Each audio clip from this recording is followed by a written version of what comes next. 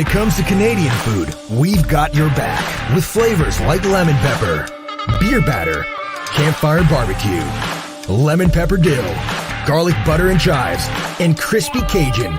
We've got a mix for every meal.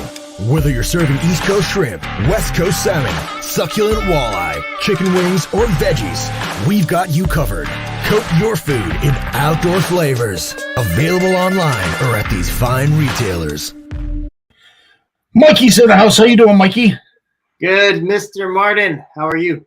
Oh, buddy, I'll tell you, it was, I'm still excited, still shaken from last night's interview with the one and only Bob Azumi. Things couldn't have gone any better. I tell you, the interaction between him and Jim was just, it was off the charts amazing. I saw tears coming down. Could you ever believe when you started CFN, you would have Bob Azumi live on your own show?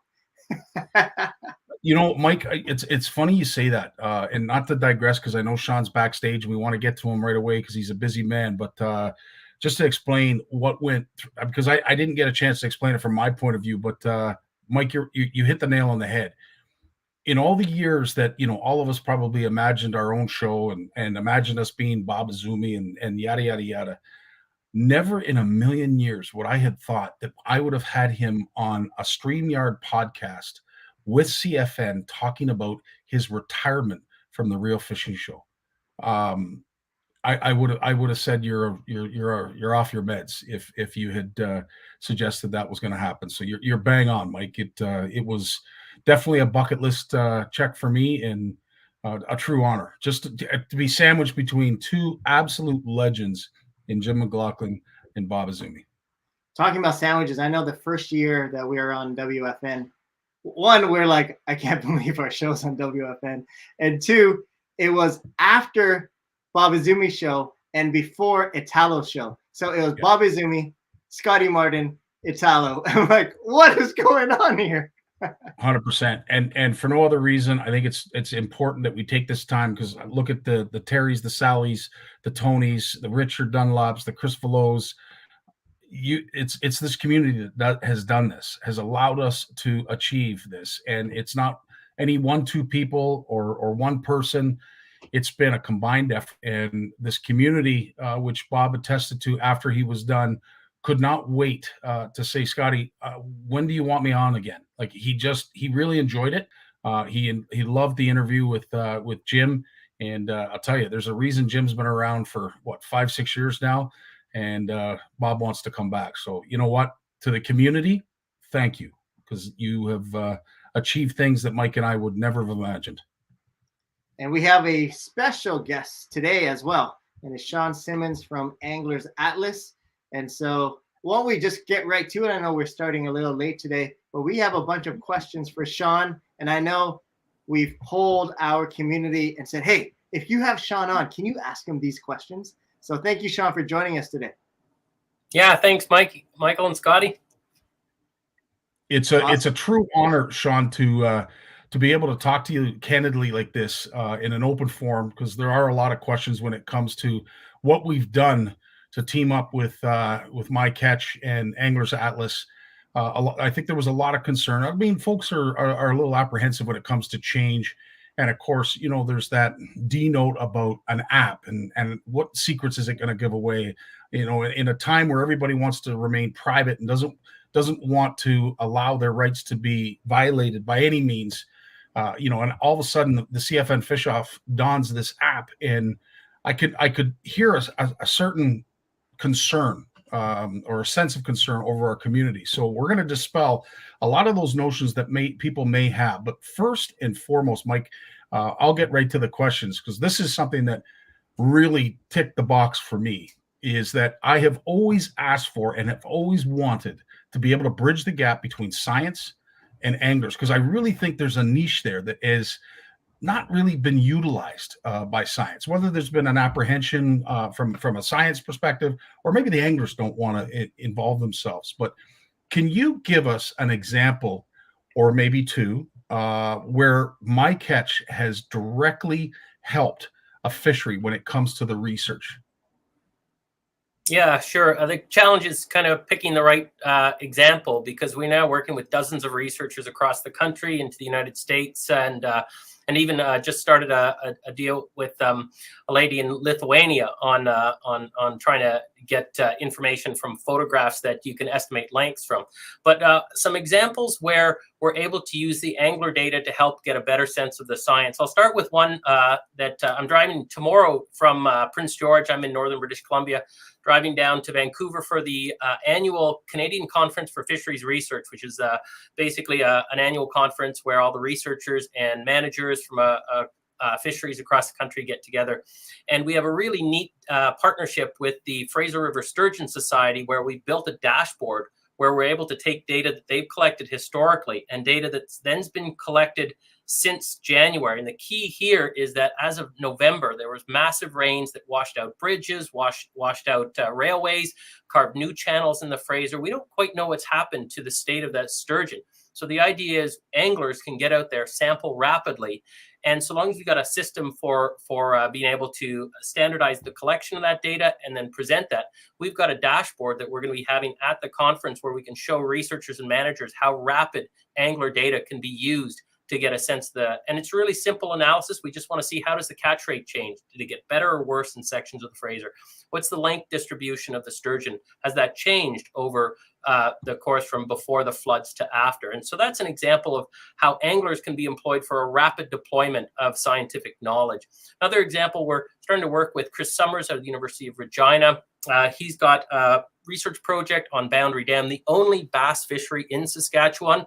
They're about to shut down the coal plant, and they're not quite sure what that's going to do to the fish population. So we've got 2 years of data through Bass Battles, which is a series we ran on Boundary Dam in Saskatchewan that is going to be used as the benchmark. So we've got 2 years of historical data on bass, and we're going to be just adding that as they shut down the plant, and because there's a lot of warm water release, and so it'll be changing the nature of the lake, and so we get to see how that's going to affect the change of the fishery population.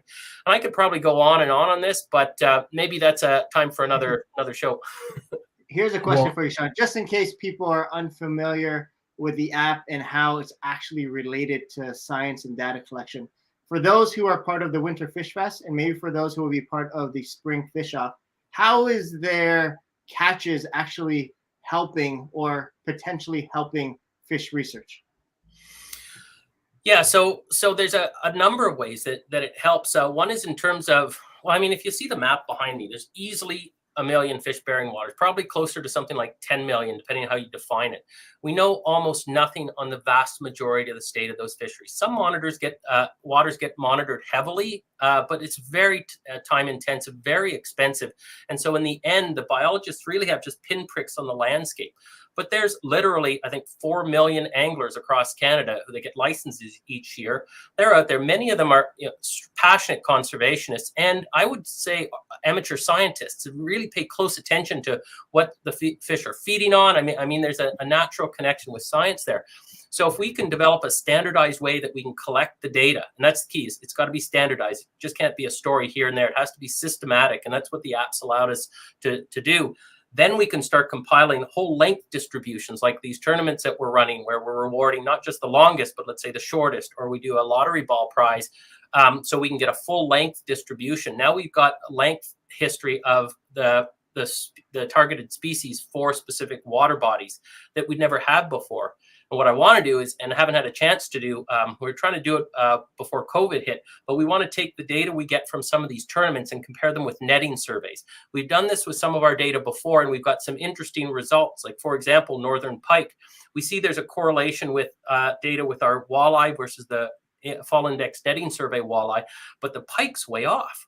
And we suspect that has something to do with the nature of the netting and how effective nets are in shallow waters. Whereas we know anglers can get into shallow waters quite easily. So the question is, what's an accurate representation? Is it the netting or is it the anglers? So that's opened up a whole new set of questions, is how representative of the fishery are we getting from traditional methods versus new methods? And I can't say which one's correct, but we know we're seeing a difference in the pike.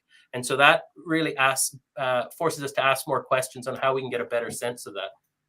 I'm a former science high school teacher, so I'm loving what you're saying. Scottie, I have a burning question that I've been asked by a whole bunch of our community members, but do you have one you have another question before I ask my burning question? No, you go right ahead, Mike. You're on a roll. Okay.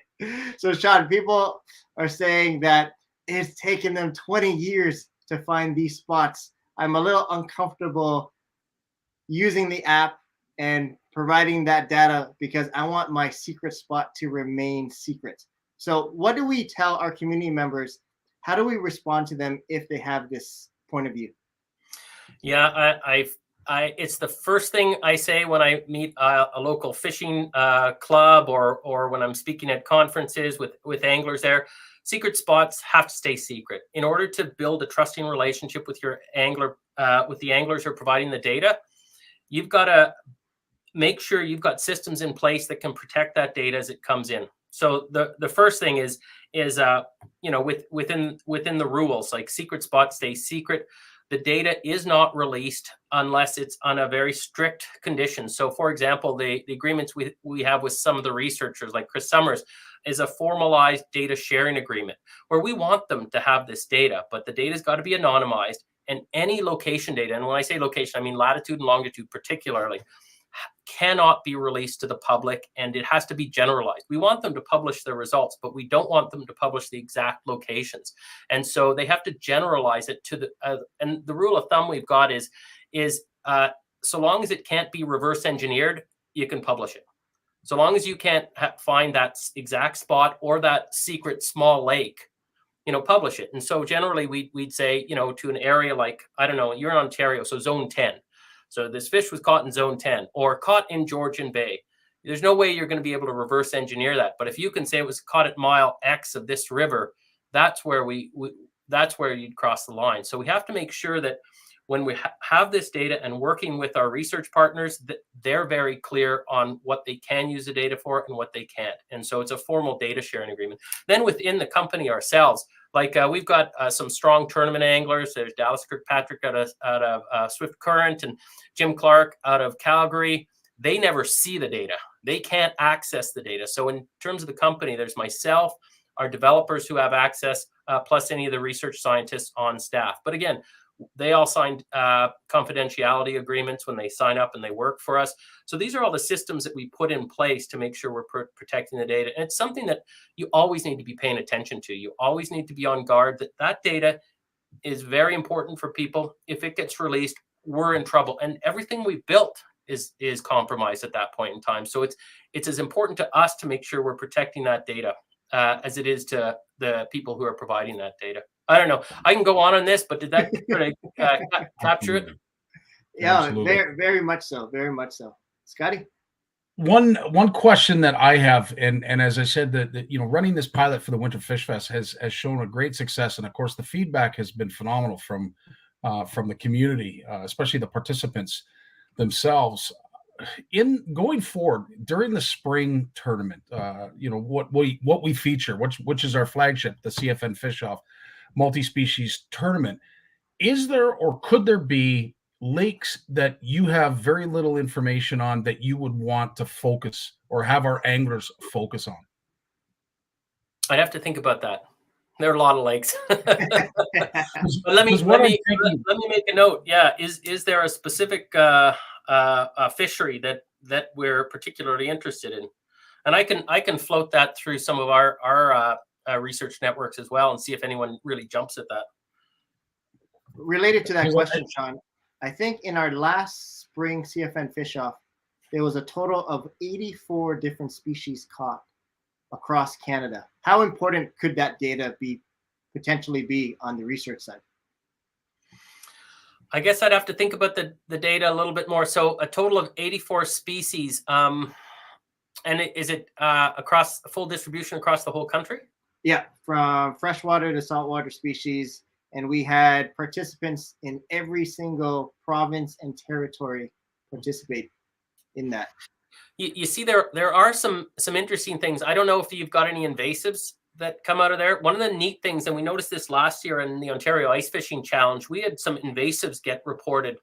And from a invasive species perspective, it's always interesting to see how they compared the existing area map of invasives. So is it expanding the range, or is it within the existing known range? That's something we haven't had a chance to really, there's so many projects we'd love to do and so little time and resource, but we'd love to be able to take the invasives as well and overlay the map of what the known spread of the invasives are, and seeing if any of these invasives that are being reported are outside the spread, or are they concentrating in very specific places. We know, for example, in Nova Scotia, chain pickerel and bass are invasives, but there's really not a comprehensive system. But the events we've been running with Trevor Avery out of his lab at KD University for the last couple of years, and Jeff Wilson from the Striper Cup, we've got data on, I'm just trying to think. We've got 2 years of data now on bass and chain pickerel across Nova Scotia. We haven't been able to compare it with known ranges yet, but that's sort of the next step, right? We have some Buddy, I know we're running a little late, but can we take 2 or 3 questions from the chat there, Scottie? 100%. Anthony, it's actually a great question that you asked. The Freedom of Information Act, with a lot of money, who likes fishing gets mad, takes you to court. Now all the information is public or turned into the wrong hands. What legal protection does the data have? Well, I would say it's the lawyers that matter. So making sure you've got lawyers, because I don't see how the Freedom of Information Act would apply to us. We're not government. We're a private company. I don't see how that they could leverage that act. The risk would be if our data gets moved into a provincial agency. And so we've had a number of conversations with provincial agencies because we want to be able to help in management perspective, but we're always very cautious about what we can reveal. And again, those secret spots have to stay secret. So the latitude and longitude cannot be released to a public agency that can then be FOIP'd and get access to that information. So I guess those would be some of the protections. Certainly internally, if you got a civil suit launched against us, you've got lawyers that you can protect, and there's no obligation that we have to release that. Now, granted, if a court and a judge gives us a subpoena and it's got to be very narrow in focus, and there's got to be a really good reason for it, yeah, well, I'll go to the lawyer and say, okay, what do we have to do? Knowing that we want to protect our anglers first. However, if somebody's breaking the law, the last thing we want to do is encourage the poaching of a species. So we recognize that's not something we find favorable, but we recognize that the privacy is that first issue we always have to protect. And then we can move to the secondary. Great answer, Sean. Great answer. And there's some great questions. Holy smokes. Can I read the one from Daryl there? Yeah, I'll get to that one right after this. Cheryl Smith is asking, is this Canadian waters only, or is there a U.S. waters app for the same research? Yeah, well, that's a great question. In fact, we're a Canadian company. I'm right up here in Prince George, British Columbia. Been based out for over 20 years. But we noticed that we're starting to get a lot of interest in the U.S. In fact, today we had a meeting with Iowa, and I've got a biometrician down there who wants to get a better sense of how relative pressure is on their stocked waters. So we set up a tournament where you can compete only on those stocked waters. So it was an interesting way for them to get a sense of which of these stocked water bodies are of most interest.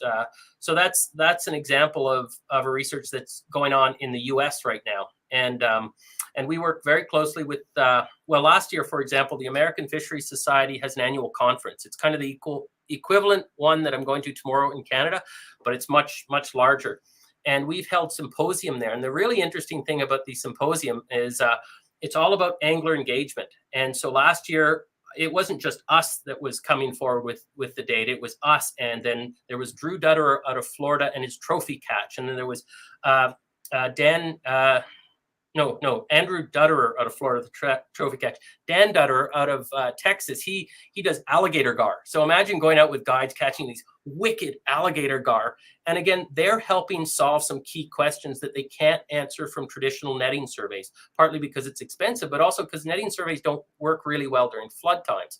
So we're learning these things that the angler data can feed in elements that traditional methods still have some gaps. Not saying that they're not valuable, but it's filling in some gaps that we know are there. And so that's a really important part, is building this. It's almost like a movement of other organizations, whether they be private or nonprofit or government agencies, that are engaging the anglers for specific science. And so we're taking a leadership role in that, and actually have applied for another symposium next year in Spokane, where we're going to do the same thing and bring together these researchers who are working with anglers. So hopefully Awesome. that answered the question. It does. And it actually leads right into this next question, which I knew it would, because again, I'm excited, just like Daryl's excited. And if in fact it may not have anything to do with any of our fish off events, as an avid angler, how can I get involved more with this app and work directly with the research part? Okay, well, the getting involved with the app's really easy. You just download it, you sign up, and you report all your catches there. And it serves as a personal catch log, so it gives you allows you to keep track of all your catches. Now, in terms of working with a specific researcher, we've added this really cool feature with some of these researchers, and this is fairly recent.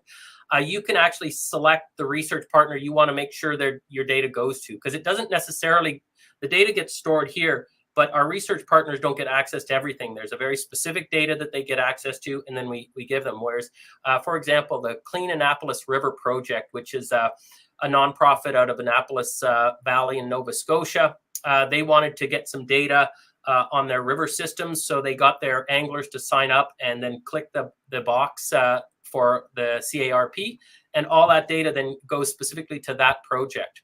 Now, this is just something we're really starting to scale up. I think we've got 3 specific examples in that list. But if there's a research group that's interested in having them listed as well, so if you can go out recruit anglers for a specific project, just get hold of me. Awesome. And again, I can't thank these folks enough for some great Mitchell. This actually leads me into another point, that with the CFN Fish Off, we can't actually submit invasive species when it comes to fish and our online tournament.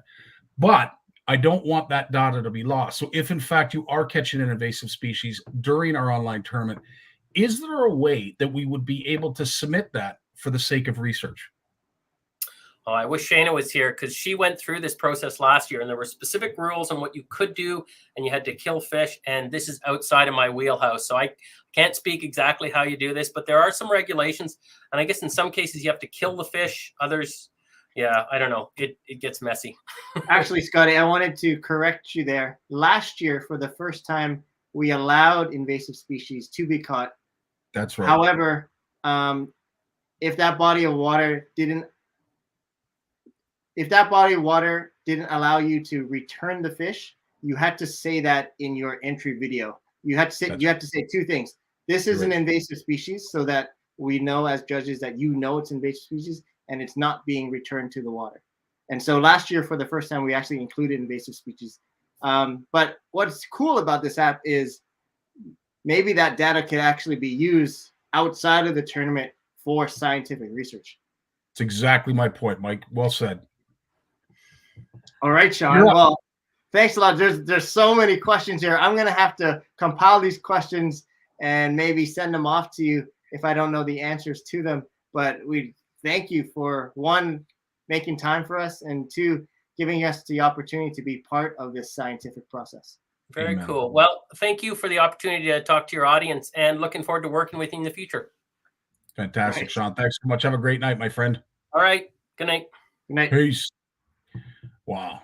That's Mike. This is so cool, man. This is exactly what I had envisioned us doing at some point. You know, we have some great anglers that are a part of our community that catch, you know, an incredible amount of fish. You know, they're all right here watching with us. And now that they can somehow be involved in furthering the research of their body of water, their fishery, and helping, you know, maybe correct, steer, or have an impact on how it's going to look in the future. Buddy, that's like, yeah, baby. I know.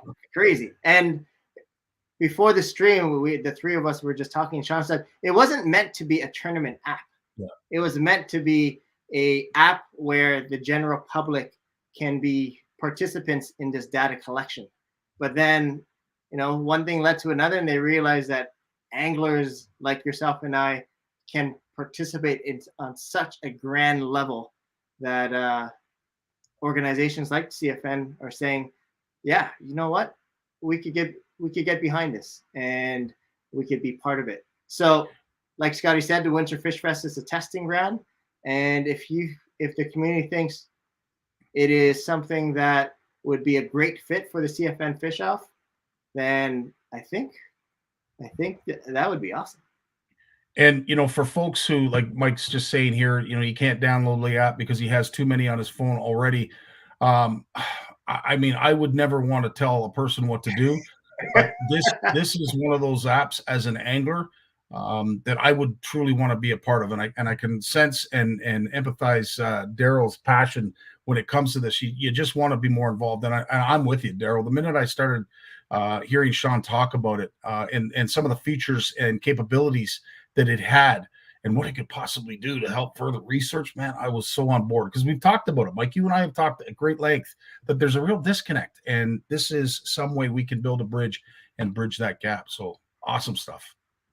I'm new to the app too, but there's a couple of people that have told me they've used it for a while. So I know there's a lot of life listers there, and they try to list every single species they catch. I know my partner, Kenneth C., he's broke 1,000 species.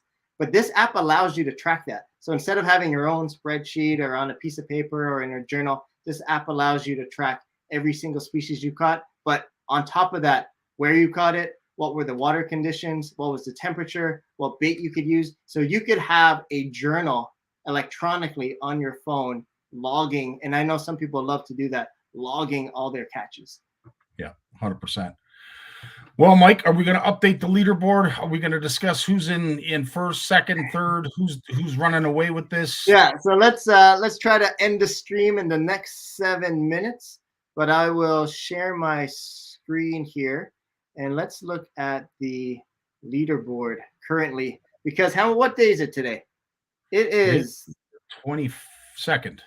Oh my gosh, we have 6 days. You have 6 days to knock these people off the top of the throne. We have Timber with a huge northern pike, and I'd have it with Scottie. We got to do the math again, but I believe this was the same pike as last week, and it's over 40 inches long.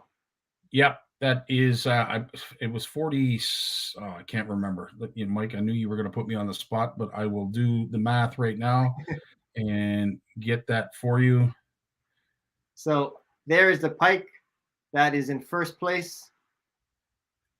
There's the second place pike, and look how fat that is. Just shy of 42 inches, Mike. That top pike, just shy. A big pike. You think that's going to hold up, Scottie? Well, I'll tell you. The way if you see Bill Landry right now hauling in some giants, I don't think so. And with the weather taking a turn to a little bit towards spring, I think these fish are going to become a little bit more active. And I know folks who have been fishing the hard waters of Simcoe here in Ontario can't wait for that to happen, because it's been a tough bite. So something's got to get. Holy smokes, what a beautiful fish that is. I know you love your walleye, so that is you could do the math. 71.8 centimeter walleye on the board. So we're just going to go through the top 5 fish in each category. Well, it's the top fish in each category in 5 categories. And then there's some 3 key questions that people have been asking, and then we'll end the stream. So that is a big walleye. That's 28.25 inches, Mike. That is a decent walleye. Holy smokes. Let's try to see if we can get a 30 incher on there. Here's Jason's. Yep. And the update here with the Barnews family, there's a competition within the competition.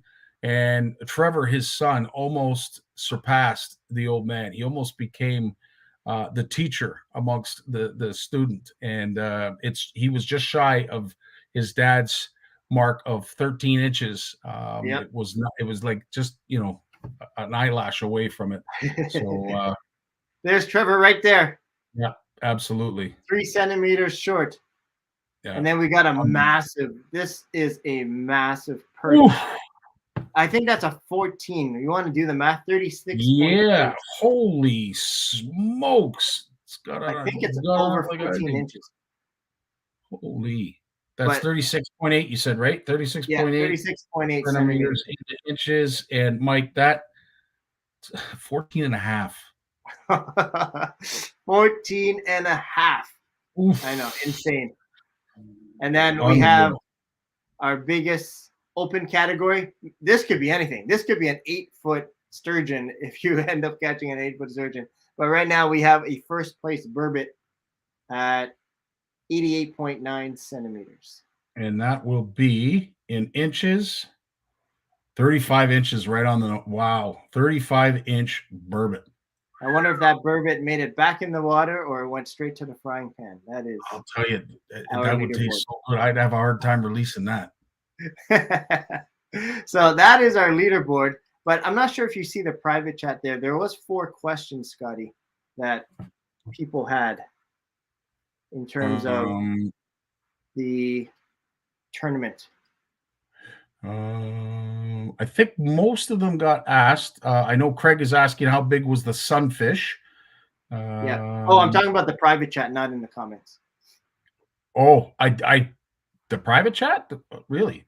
Yeah. I don't have any in the private chat. Okay, I'll put them there for you. But these were basically the questions that we'll use to end the stream from people who have been reaching out to me. Oh, okay. Oh, are you talking about the 4 that we did last week? There's a new 4. Okay. Yeah, if you look at the private chat, I'm posting them there. So that okay, so number 1, how do I enter my kids' fish using the same device? Okay, I'm going to show you something quickly because I just learned this because Sean showed me. So here's my device. I'm going to go to the MyCatch app and I'll update later. So here's the device right here. And if I go to the bottom here where I'm signed in. Can you make your screen a little bit bigger, Mike? Is it possible? I don't think so because it's my phone. Okay. But if you go into the settings, so it's top right-hand corner here, settings. Yeah. And then manage accounts. You could see here, I have 2 accounts because I wanted to test it out. I have Michael Console 2. So on the same app, I can have Michael Console, I can have Merle Gonzalez, I can have my daughter, I can have her daughter, I can have it. So if I'm using the same device, I don't need all different devices for each family member. I can have a different account within my account on the same app. So I hope that helps people. I don't have to log out. All I just have to do is toggle between which angler will be submitting the fish. And it's as easy as clicking Michael Console 1 or Michael Console 2. So you can have a different account for each of your children.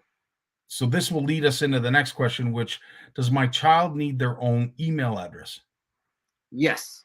So the accounts are tied into personal email addresses. So if your child is young, I would just go to gmail.com or hotmail.com and create an email address for them so that they can have their individual account. You don't have to use that email address, but it's just tied to that account. And it will send an email to that account just to verify it. And the reason why you need their own email address is because the app knows if Michael Console has already signed up to the CFN Fish Off. And if Michael Console has already signed up, it doesn't allow me to sign up twice. Gotcha. So you need an individual email address. Like I have my personal email address and I have my work email address. That's how I was able to have Michael Console 1 and Michael Console 2. But it does have to be 2 different email addresses. Emails. Okay. Because I know David Speaker was having problems getting his young son signed up because there was an age restriction with Gmail, I believe it was. So I know Hotmail, there's very little restrictions with Hotmail. But if you are having any problems with that, by all means, reach out to Mike and he will point you in the right direction on what platform to use for your email. The third question here, Mike, obviously we've shown some giant fish. So if, I'm one of those anglers that hasn't got a hope in heck to catch a big fish like that, can I still win something? Yeah, for sure. We don't want people to look at that perch. Say I'm going perch fishing this weekend. I'm like, there is no way I'm going to catch a 14.5 perch. It is okay because size doesn't matter in terms of entry and winning. That perch will win the top perch prize. But remember, we have another prize for all the other perch. Now, I think I saw like a 3-inch perch submitted.